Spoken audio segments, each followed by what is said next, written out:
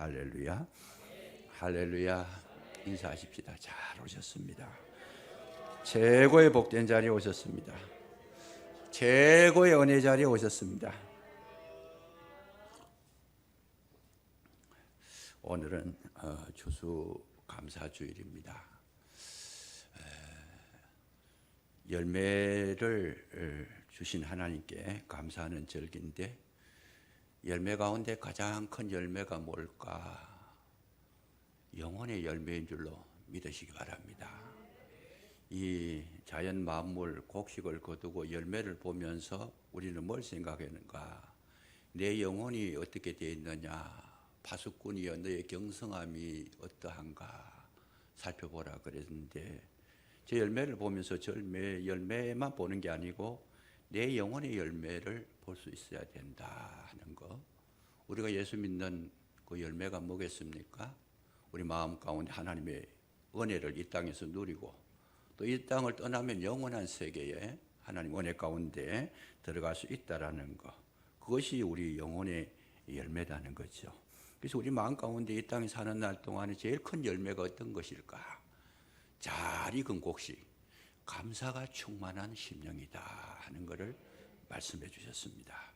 노르웨이 속담 가운데 감사하는 마음에는 사탄이 씨를 뿌릴 수가 없다라는 속담이 있습니다. 우리나라에도 많은 속담이 있지만은 각국마다 다 그 나름대로 속담이 있는데, 이 감사하는 마음에는 사탄이 씨를 뿌릴 수 없다, 그런 속담을 저들은 믿고 의지하는데, 왜 그러냐? 노르웨이라는 곳에 사탄이 창고를 짓고 많은 씨앗을 거기에 저장을 해놨다가 봄이 되어서 씨를 뿌렸다는 거예요. 그 씨를 뿌렸는데 그게 씨가 너무 잘 나가지고 풍성한 곡식을 거두더라는 거죠. 근데 유독 한 동네만큼은 그 씨가 싹이 나지 않더라는 거예요. 사탄이 주는 그 씨는 어떤 씨겠어요? 원망하고 불평하고 비방하고 걱정하고 낙심하고 시기하고 질투하는 이런 씨앗인데, 한 동네만큼은 아예 뿌리가 내리지도 않고 싹이 안 나더라는 거죠. 그래서 왜 저럴까 하고 연구를 해봤더니 그 동네는 감사하는 동네였더라는 겁니다.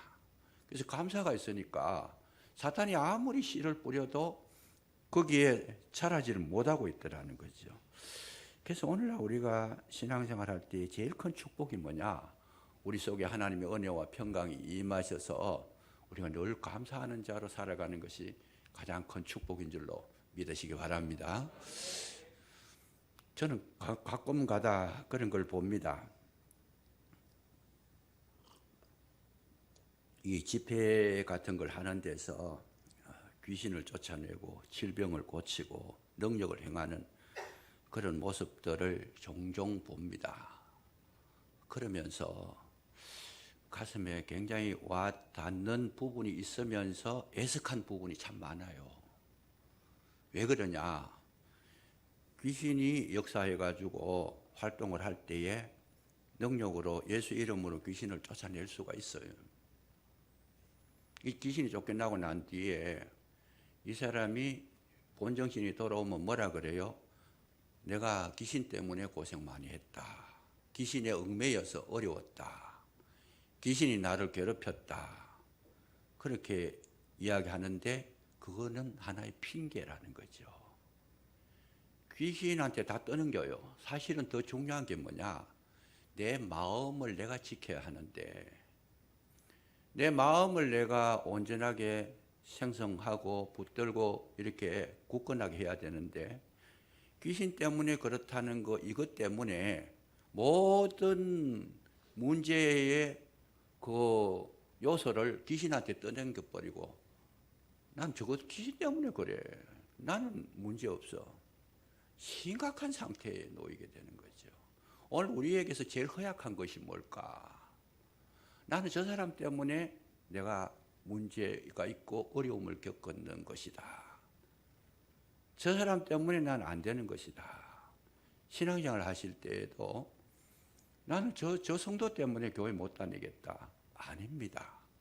내 심령에 강건함이 있고 은혜가 있고 감사가 채워지면 어떤 문제가 있어도 그 문제가 나를 넘어뜨리지 못하게 될 줄로 믿으시기 바랍니다. 그래서 우리 속에 그 감사가 채워지고 하나님 은혜와 평강이 채워져서 내가 독립적으로 모든 것을 이겨낼 수 있는 그런 어떤 온전한 인격이 되는 것, 이게 하나님이 원하시는 열매라는 거예요. 그럼 우리가 신앙생활 하면서 자꾸만 허약해지는 것이 뭐냐?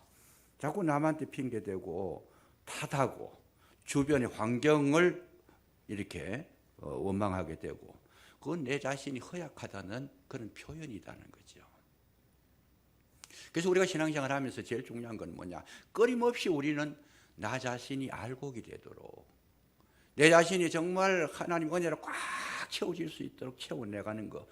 이 신앙생활의 목적이 뭐냐? 그거 하기 위해서 하는 겁니다. 그래서 어떤 주변 때문에 내가 형성되지 못했다면 그건 아무리 그 주변이 좋다 하더라도 불행한 겁니다. 잘 사는 집의 자녀들이 행복할 것 같은데, 잘 사는 것 자체는 굉장히 축복이고 행복인데 그것 때문에 자기를 연단시키지 못했을 때 그건 어떤 면에서는 굉장히 불행한 거죠. 성경은 끊임없이 뭘 하느냐? 누구에게 관심이 있느냐? 저와 여러분에게 하나님은 관심을 가지고 계시는 줄로 믿으시기 바랍니다. 어떤 사람이 되기를 원하는가? 강건한 자가 돼. 심령에 강건한 자. 기쁨이 있고 감사가 있고 즐거움이 있고 행복이 있고 은혜가 있고 평강이 있는 이런 마인드를 가지고 정말 하나님을 하나님 되게 섬기면서 또 사람을 사랑하는 마음으로 이렇게 온전하게 채워지는 것, 그거 하기 위해서 주님은 우리를 부르시고 끊임없이 예배하게 하시고 끊임없이 기도하게 하시고 끊임없이 말씀 듣게 하시는 것이다. 근데 이렇게 많은 시간 속에 많은 말씀을 들었지만은 그 말씀이 내 심령에 채워지지 않으면 여전히 우리는 마음속에 그야말로 어둠이 가득히 채워져 있기 때문에 조금만 건드려도 쉽게 무너지는, 사단이 와서 그냥 가볍게 그냥 불기만 해도 넘어지는 그런 상태로 있다라면 그건 아직까지 문제를 해결하지 못한 심령이고 은혜 가운데 있지 못한 것이다 하는 것. 우리가 추수감사주의를 생각하면서 곡식 주신 하나님께 감사하지만은 내 영혼이 어떻게 되어 있는가 이걸 살피는 것이 더 소중한 것이다. 정말 중요한 것이 뭐냐? 이 오늘 본문을 통해서 우리에게 주시는 메시지가 뭐냐면 반드시 구원의 여정이 있는데 그 구원의 여정은 뭐냐? 유월절을 거치고 그 다음에 출애굽을 하고 홍해를 건너야 이제 아름다운 그 열매로 채워진다 하는 것을 우리에게 가르쳐 주신 거지요. 근데 자 보세요. 유월절은 피를 바르니까 죄에서 노임을 받았다라고 지난주에 말씀을 드렸습니다. 그거는 우리가 할 수 있는 게 아니에요. 십자가는 예수님이 지신 거고 그 은혜 때문에 예수님께서 저와 여러분의 모든 죄악을 십자가에서 완전히 이렇게 대속하셨기 때문에, 소멸시켰기 때문에 우리가 구원받는 것인데, 죄에서 노임받는 것은 우리가 노력으로 되는 것이 아니다는 거예요. 힘으로도 능으로도 노력으로도 어떤 수도를 해서도 어떤 과학적인 연구를 해서도 죄를 끊을 수 있는 비결은 이 땅에서는 없다라는 거죠. 그래서 누가 해줘야 돼요? 하나님께서 하셔야 된다는 거예요. 예수 그리스도께서 완성해 주셨다는 것을 믿으시기를 주의 이름으로 축복합니다. 그래서 저와 여러분이 모든 불행이 어디서부터 오느냐? 죄로부터 오는 것이죠. 그래서 죄의 결론이 뭐냐? 죄의 싹은 사망이요, 하나님의 은사는 그리스도 예수, 우리 주 예수 안에서의 뭡니까? 구원이고 영생이라는 거죠. 그러니까 죄가 주는 것은 계속 우리를 불행하게 하고 아프게 하고 무너지게 하고 넘어지게 하고, 그렇게 해서 결론이 뭡니까? 죽이고 멸망시키는 데까지 가는. 거기서 노임을 받지 못하면 자유함이 없는데, 저와 여러분은 예수님으로 말미암아 그 은혜를 입었으니까 죄로부터 오는 모든 어두운 세력은 이미 주님께서 끊어주신 줄로 믿으시기 바랍니다. 자유하다는 거예요, 죄에 대해서는. 그러니까 죄가 우리에게 주는 고통에서는 이제 벗어났다라는 거죠. 근데 죄에서 오는 그 영향력에서는 벗어났는데 남은 것이 있더라. 뭐가 남았어요? 내 속에 근성이 남아있다라는, 어떤 근성? 죄악 속에서 태어났고 죄 속에 지배를 받았고 죄 속에서 살아왔던 그 흔적들이 내 심령 속에 남아있다라는 것인데, 하나님께서는 뭐까지 없애기를 원하시느냐? 죄에서 노인받을 뿐만 아니라 우리 심령 속에 있는 모든 어두운 세력도 끄집어내기를 원하시고 있다는 거죠. 그러니까 예수를 믿는다고 해가지고 여러분 하루아침에 새 사람 되는 거 아니다는 거예요. 죄에서 노인받았지만은 예수를 믿어도 여전히 욕심이 있고, 여전히 죄를 저질고, 여전히 교만하고, 여전히 불순종하고, 여전히 원망하고 불평하고, 예수 믿는데 하루아침에 싹 바뀌었다. 뭐 그럴 수도 있긴 있을 거예요. 크게 은혜를 받으면. 그러나 거의가 불가능합니다. 예수 믿어도 욕심이 많고, 예수 믿어도 인간적인 생각하고, 예수 믿어도 싸움 잘하고, 예수 믿어도 거짓말도 잘하고, 뭐가 남아있어요? 우리 속에 근성이 남아있는 거죠. 그 뿌리가 남아있는 거죠. 그래서 주님께서 죄로부터 오는 영향력은 차단을 시켜버렸어요. 샷다를 내려가지고 딱 끊어서 오지 못하게 막아버렸어요. 그런데 그걸로 끝나는 게 아니고 내 속에 있는 이 죄를 끄집어내서 완전히 소재를 하지 않으면 여전히 우리는 뭘 따라가요? 은혜 속에 살지 못하고 그 죄가 이끄는 대로 육신의 소욕을 따라 살아갈 수밖에 없는 우리의 실존이라는 거예요. 현실이라는 거죠. 그래서 죄가 주는 것이 뭐냐? 여전히 우리 속에 남아있는 것은 염려하고 걱정하고 두려워하고 슬퍼하고 외로워하고 원망하고 불평하고 시기하고 질투하고 이런 게 여전히 우리 속에 남아있어요. 아직까지. 그 하나님은 뭐하냐? 그 뿌리까지 뽑아내기를 원하신다는 거지. 완전히. 그 아담으로부터 왔는 걸 원죄라 그러잖아요. 아담으로부터 왔던 죄의 뿌리가 있고 내가 예수 믿기 전에 경험했던 죄성도 남아있는 거고, 아무리 어린아이라 할지라도 그 죄성으로 말미암아 가지고 형성된 우리의 인간적인 제약된 구조가 있다라는 거예요. 어린아이를 키워보면 이 어린아이가 아무도 안 가르쳐줬는데 욕을 잘해요. 그냥 싸움도 잘해요. 그냥 조그만 아이도 형하고 막 붙어가 싸우고. 그냥 왜 그래요? 죄성이 남아있다라는 거지. 하나님께서는 그거를 강력하게 처리하기를 원하신다. 왜? 거기에 있으면 평안도 없고 기쁨도 없고 그걸로 가지고서는 주님의 나라의 일꾼으로 쓰임을 받지 못하기 때문에, 뭐 쓰임 받고 안 받고 떠나서 내 자신이 하나님의 은혜의 그 세계에 살 수 없는 죄에 묶여서 끌려가는 삶을 사니까 구원받았다 할지라도 불행한 삶을 사는 거예요. 이 어두운 세력을 끊어버려야 되는데 그걸 못 끊어버리면 불행하고 계속 마귀가 주는 그런 어두운 영향력 아래서 살아갈 수밖에 없는 것이다. 그래서 유월절 양을 경험, 보혈의 피, 예수 그리스도의 십자가의 보혈의 은혜를 경험하고 난 다음에 두 번째 했는 일이 뭐냐? 출애굽을 시켰다는 거죠. 애굽에서 이스라엘 백성을 빠져나오게 했더라. 그건 무슨 뜻일까? 애굽에서 살아갈 때 430년 동안 이스라엘 백성이 살았어요. 그러니까 윗대 해가지고 430년 동안 수많은 자손이, 수십 대의 자손이 흘러내려왔잖아요. 그 애굽에 태어나 보니까 고센 땅에 조상들이 사는데 태어나 보니까 신분이 뭐예요? 노예 신분이다. 노예 신분. 그래서 우리가 이 땅에 태어났을 때에 이 아담의 후예로 태어나니까 태어나자마자 우리는 뭐예요? 아담의 후손이더라는 거예요. 그러니까 이 애굽에 살았을 때는 태어나자마자 노예의 신분으로 살아갔으니까 노예적인 삶이 몸에 뱄어요. 그냥.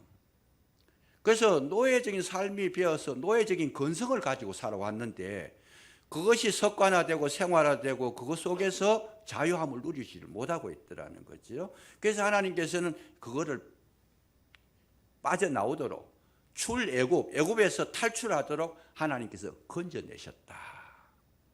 그래서 그게 뭘까? 우리 현실적으로 보면 그 말씀은 노예 생활을 계속했기 때문에 노예만이 가질 수 있는 삶이 있고 노예만이 가질 수 있는 건성이 있어요. 노예의 건성이 있다라는 거예요. 그러니까 노예의 건성이라는 것이 뭐냐? 항상 두려워하는 마음, 항상 매여서 살고 무슨 일을 해도 할 수 없어서 하고 무슨 일을 해도 채찍에 그냥 일을 안 하면 때리니까 채찍 그게 무서워서 일을 하게 되고 그래서 모든 일을 할 때에 마지 못해서 하고 죽지 못해서 하고 어쩔 수 없어 하고 이게 전부 다 노예의 건성에서 나온 거다. 죄악의 건성에서 나온 거다라고 성경은 우리에게 말씀을 해 주시고 있다라는 거예요. 그래서 이 건성을 우리가 뿌리 뽑아야 되는데 그 상태에서는 노예 생활 하는 상태에서는 이걸 없앨 수가 없으니까 하나님께서 출애 애굽을 시켰는데 우리가 주님을 섬기고 교회 생활하면서도 억지로 하는 거, 할 수 없어서 하는 거, 무서워서 하는 거, 그야말로 죽지 못해서 하는 거 이런 것으로 한다라면 우리는 아직까지 어디 사는 거예요? 거기에 애굽에 살고 있다는 거예요. 고센 땅에서 살고 있다는 거죠. 출애굽을 못했다는 거예요. 그러니까 노예 건성에서 없는 것이 뭐냐? 그거는 자유함이 없고 그거는 열심이 없고 창의성이 없고 변화가 없다는 거예요. 기쁨이 없다는 거예요. 그러니까 우리에게 있어서 정말 행복이 뭡니까? 그 노예 건성이 아니고 자유로운 마음, 정말 은혜가 있고 감사가 있고 기쁨이 있을 때에 거기서 행복을 느낄 수가 있는데 노예의 건성을 가지고 사는 사람들은 뭔가 피하기 위해서 살아가기 때문에 다른 사람의 감시자의 눈길을 의식하고 살아가기 때문에 항상 마음속에는 근심과 걱정이 가득 채워지고 그러니까 심지어 교회 속에 올라오시는 것도 어떻게 와요? 두려워서 올라오고 염려스러워서 올라오고 걱정하는 마음으로 올라오고 괴로움으로 그 해방을 받지 못하고 있다는 거예요. 여기는 지금 예를 들면 지금 세상에 사시다가 교회 올라온 것은 출애굽을 한 건데 출애굽을 했어도 그 건성을 버리지 못하면 우리는 아직까지 세상에 매여 사는 것과 동일하다는 것이죠. 그래서 우리가 하나님을 섬길 때도 어떻게 섬겨요? 참 자유인은 출애굽했던 노예의 건성을 벗어나서 참 은혜 속에 사는 자들은 뭘로 해요? 모든 것을 어떻게 긍정적인 마인드로 그야말로 자유스러운 마음으로 행복한 마음으로 감사한 마음으로 주님을 섬기게 되더라. 교회 생활을 그렇게 하는 거다는 거죠. 그래서 주님을 섬길 때 성경은 뭐라고 말씀하시는지 고린도후서 9장 7절에 보면 각각 그 마음에 정한 대로 할 것이요 인색하거나 억지로 하지 말지니 하나님은 절겨내는 자를 사랑하시느니라. 추수감사주일인데 뭘 하라 그러는데 지금 또 추수감사주일이가 얼마를 할까? 계산하고 억지로 하고 걱정스럽게 하고 아직까지 내 형편으로 그렇게 이 어두운 생각을 가지고 한다라면 하나님 기뻐하시지 않는다는 겁니다. 어떤 마음으로 하셔야 돼요? 감사함으로 하라는 거예요. 그냥. 그럼 어떻게 하느냐? 하나님은 감사함으로 하는 것을 받으시고 그 감사한 마음으로 하늘 문이 열려지시고 그 감사한 마음에 여러분 풍성한 하나님의 은혜가 있고 축복이 있는 줄로 믿으시기 바랍니다. 그래서 우리가 모든 일에 그래요. 모든 일에 건성으로 노예 건성으로 하게 되면 정말 불행한 것이다. 학생들이 이제 어제 수능을 치는데 수능을 치기까지 치고 나니까 막 자유스럽다 그러면서 너무 행복해요. 그냥 물론 공부하는데 얼마 있다가 뭐 시험 치고 나니까 행복하겠지만은 그 행복했다라는 거, 자유스럽다는 거, 만끽했다라는 거 느끼는 거는 좋은데 한편으로 생각해 보면 저들이 얼마나 공부하는 게 힘들었을까? 그 공부하는 게 뭐예요? 좋은 대학 가려고 하니까. 좋은 성적을 내려고 하니까. 목표가 거기에 있었으니까 그게 지금 힘든 거예요. 이 학생들에게는. 빨리 이날만 지나가면 막 그냥 점수를 많이 받든 적게 받든 지금까지 막 악몽 같은 시간을 보낸 거지요. 그런데 그런 학생이 있습니다. 어떻게 공부가 즐거운 아들이 있어요. 그냥 공부하는 게 재미있다. 공부하는 게 정말 그냥 행복하다. 그러면 수능이 끝나든 안 끝나든 동일해. 이분은 이 학생은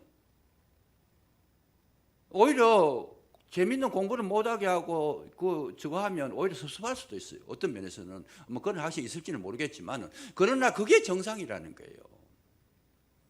정말 공부하는 게 재미있는데, 그래서 이 공부를 잘하는 학생들의 특징이 뭐냐면 시켜서 하지 않습니다. 스스로 합니다. 어떤 가정에는 보니까 아이가 너무 공부를 열심히 해가지고 부모님이 오히려 말려요. 야, 좀 쉬었다 해라. 이거 이제 바깥에 좀 이렇게 바람 좀 쐬고 오너라. 어디 좀 여행 좀 같이 가자. 부모님이 오히려 그거 말려요. 왜요? 아이 너무 거기 열중하니까. 그 왜 열중해요? 재미가 있으니까 열중하지요. 억지로 하는 아이가 거기에 뭐 놀러 가자 그러면 너무 좋지요, 그냥. 사흘만 갔다 오자. 아닙니다. 일주일 놀다 옵시다. 이렇게 커지요.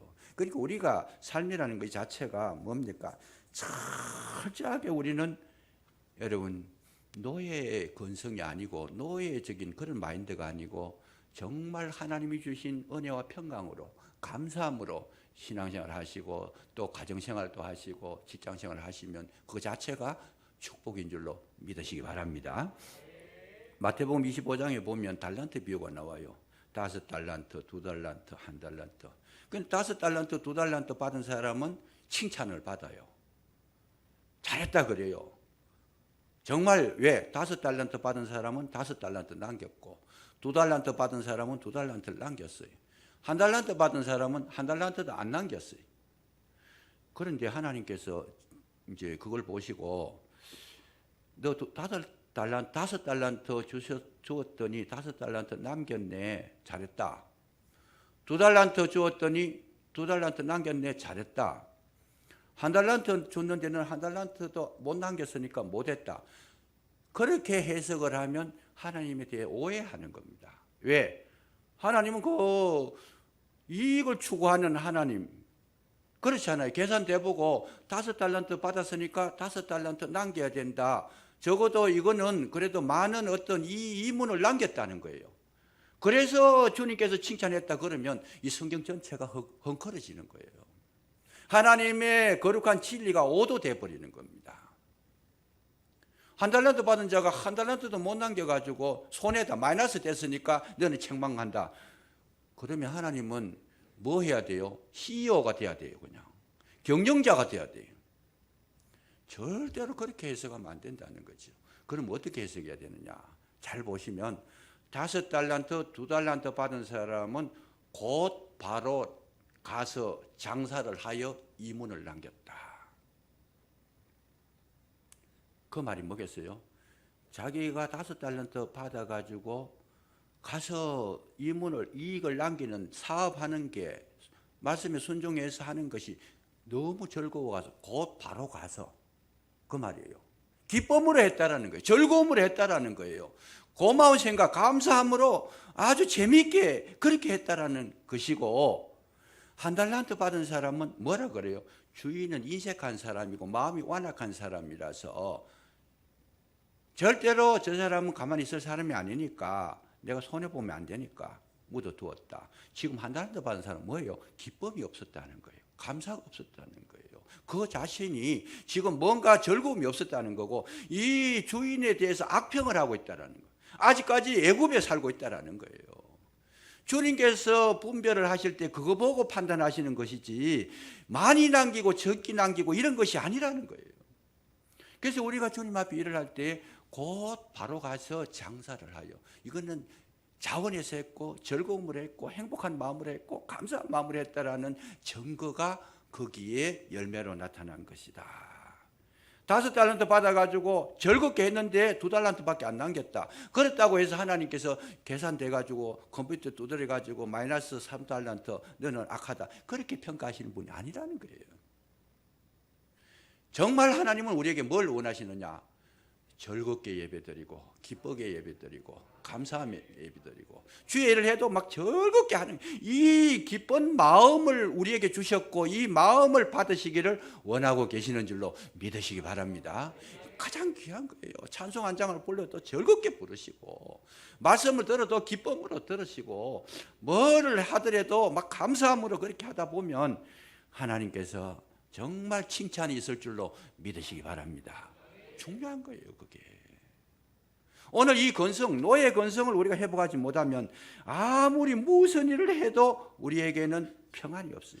이스라엘 백성이 애굽을 빠져나와가지고 홍해가에 갔을 때 바닷가에 나오니까 곧바로 나타나는 현상이 뭐예요? 뒤에는 애국 군대가 따라오고 앞에는 홍해가 가로막혔고 한쪽에는 절벽이고 한쪽에는 반대편에는 경비병들이 있으니까 이 이스라엘 백성이 곧 저들이 반응한 것이 뭐냐? 모세를 원망하고 불평했다. 하나님과 모세에 대해서 원망하고 불평했다. 출애굽해가지고 지금 아주 정신도 못 차렸는데 바로 이런 어려움이 오니까 그들은 노예 건성을 버리지는 못했다는 거예요. 그러니까 우리 예수 믿어가지고 금방은 못 버려요.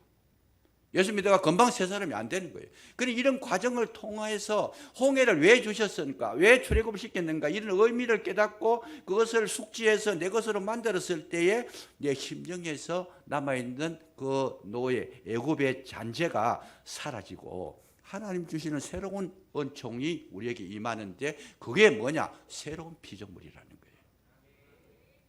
땅에 속한 자가 아니라는 겁니다. 그래서 우리는 뭘 하든지 진리를 알지니 진리가 너희를 자유케 하리라. 예수님을 만나면 제일 크게 드러난 정상이 마음에 자유함이 있고 평안이 있고 감사가 있고 기쁨이 있는 줄로 믿으시기 바랍니다. 그래서 교회 올라오실 때 막 찬송하며 올라오는 거예요. 재밌게.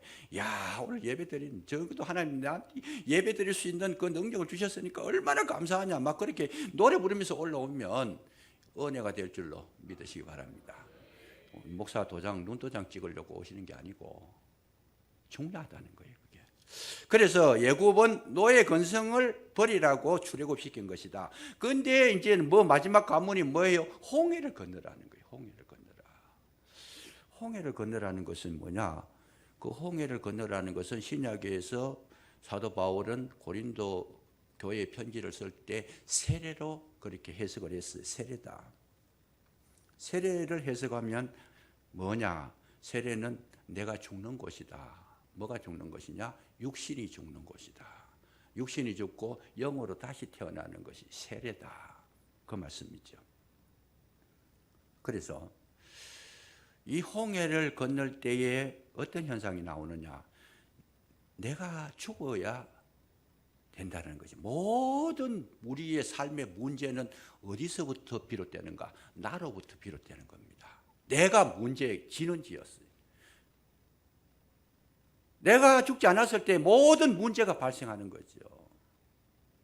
여러분 일단 법률적으로도 보면 한 사람이 범죄를 하고 도망을 쳤어요. 숨었어요. 형사들이 따라가요. 검사들이 그 범인을 추적을 합니다. 그런데 따라가다 보니까 그 범인이 죽었더라.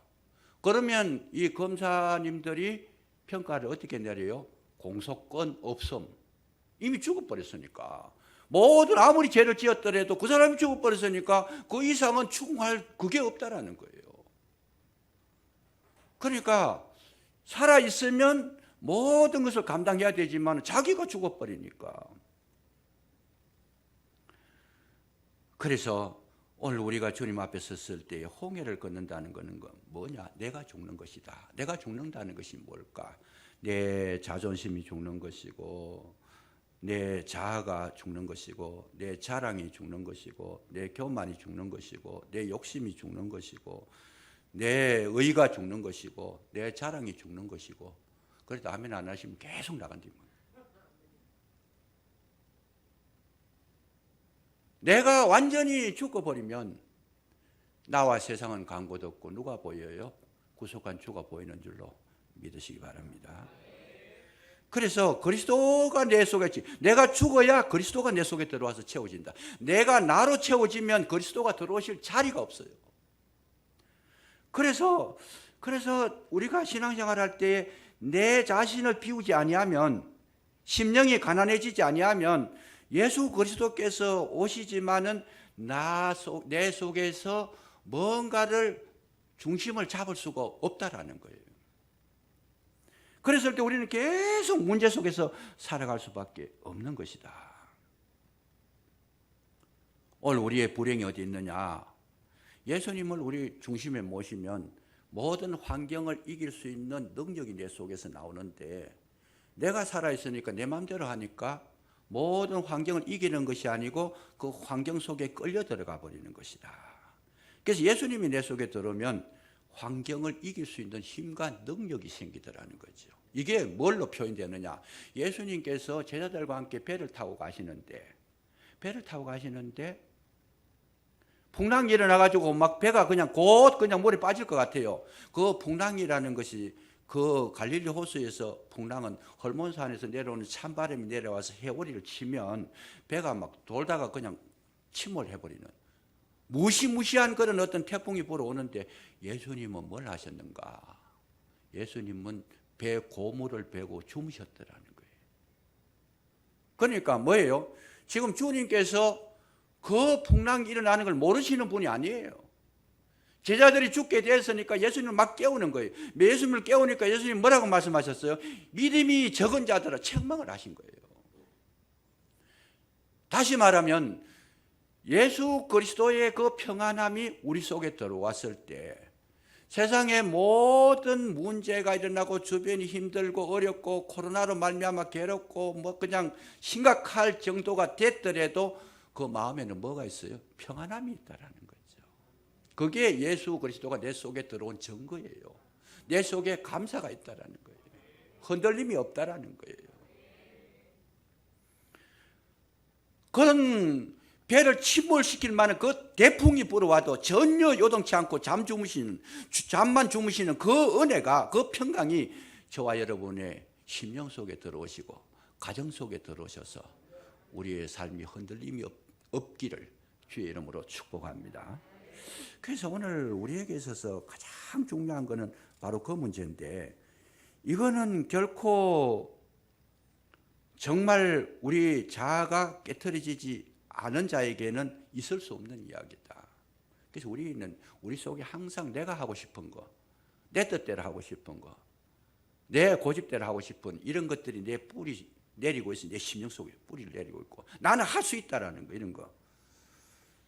나는 할 수 있다라는 게 좋은 거예요. 그런데 주님이 주 안에서, 내게 능력 주시는 자 안에서 내가 할 수 있어야 되는데, 예수님도 없이 내가 할 수 있다라는 거, 그거는요 굉장히 위험한 거예요. 베드로에게 주님께서 나타나셔가지고 그런 질문을 합니다. 너희들이 내가 고난을 받게 될 텐데 그럼 너희들이 나를 다 버리고 도망갈 거다. 내가 장차 십자가를 지고 고난을 당하고 죽임을 당할 텐데 그때 너희들은 다 도망갈 거다. 지금 뭐 제자라고 따라다니고 있지만은 그렇게 말씀하시니까 베드로가 뭐라 그래요?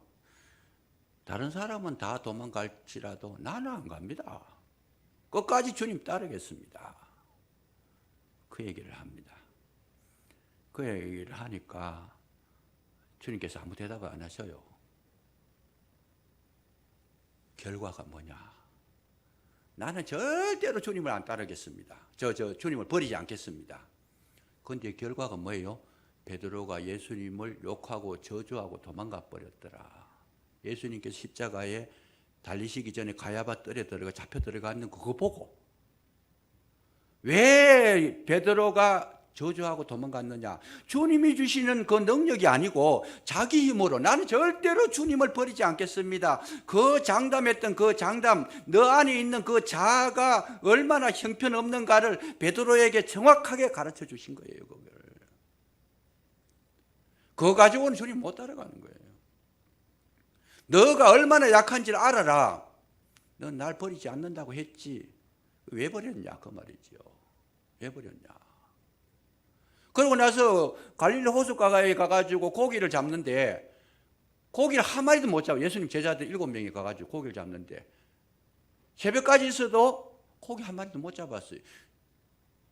베드로는 갈릴리 호수에서 잔뼈 굵은 사람이에요. 그런데 밤새도록 수고해가지고 고기 한 마리도 못 잡았다는 거, 이거는 정말 창피한 거죠. 창피한 거죠. 왜 고기 한 마리도 못 잡았던 거 기술이 없어 못 잡았을까? 베드로가 실력이 없어 못 잡았을까? 아닙니다. 주님께서 막으신 거예요. 왜? 너 기술 그것가 되는 거 아니다 그 말이에요. 네 힘 가지고 되는 거 아니다. 너 잔뼈 굵게 고기 잡아봤지만은 그거 내가 막아버리면 너 아무것도 아니야. 주님께서 인식을 시킨 거예요. 인식을. 그러니까 예수님께서 뭐라 그래요? 배 오른편에 거물을 던져라. 그랬더니 거물이 찢어지게 고기가 잡혔는데 153마리더라. 그 고기가 엄청 큰 고기만 잡힌 것 같아요. 153마리 잡혔는데 거물이 찢어질 정도 되면 그건 뭐예요? 내 말이 곧 생명이고 내 말이 곧 너에게 능력이 되는 것이다. 내가 없이는 너는 아무것도 할 수 없는 것이다. 이거 교육한 거예요. 실질적으로 삶 속에서 정확하게 현실을 통해 가지고 베드로에게 주님이 어떤 분이시라는 거 각인을 시킨 거죠. 그래서 그 고기를 잡아가지고 이 제자들에게 구워가지고 나누어 주시면서 특히 베드로에게 질문합니다. 요한의 아들 시몬아, 네가 나를 사랑하느냐? 기가 죽어가지고 대답도 옳게 못해요. 주께서 아시나이다. 주께서 아시나이다. 왜요? 지금까지는 자기가 뭘 하면 될 줄 알았어요. 자기 힘으로 능력으로 뭔가 이룰 줄 알았어요. 이제는 완전히 코가 빠져가지고 이건 아무것도 안 되네. 나는 그냥 자기가 했는 일이 있는데 나는 주님을 절대로 안 떠났다 그러고 떠나버렸지요. 그 고기 그렇게 잘 잡는 고기 한 마리도 못 잡았지요. 주님은 찾아오셨는데 사랑하는 건 모르지. 이제는 사랑한다는 소리도 뭐 하는 거예요.